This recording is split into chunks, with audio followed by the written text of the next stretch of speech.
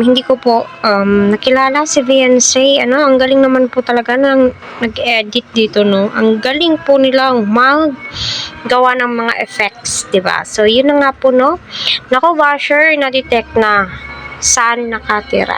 So, alam nyo, yung mga ganitong bagay, yung mga ganitong mga words, comments ay mahirap bitawan. Pero bakit kaya may mga galit kay Edge dahil nga doon sa concert? Kahit anong galit nyo po sa isang tao, wag po kayong magsasalita ng hindi maganda at wag po kayong magko-comment ng mga ganito. Kasi hindi po magandang biro itong mga kino-comment po ninyo. Hindi po maganda. Nakakatakot.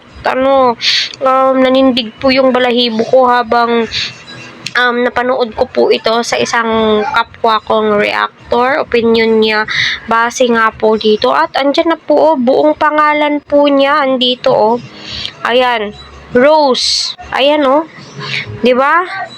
Alam mo, napakahirap ng ganito. Kung may galit kayo sa isang tao, sige, magalit lang po kayo.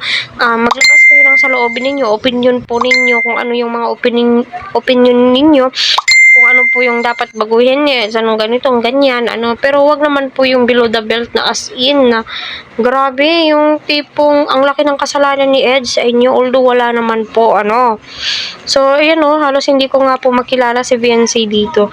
Ang ganda niya, filter po yan, pero masasabi mo po talaga, wow ha, ang galing-galing. Ang galing-galing po talaga ng nag-edit. So, masasabi mo po,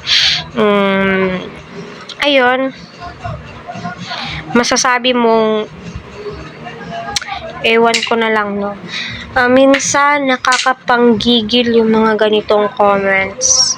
Kung may galit po kayo, better to zipper your mouth na lamang po, at makinig na lamang po kayo.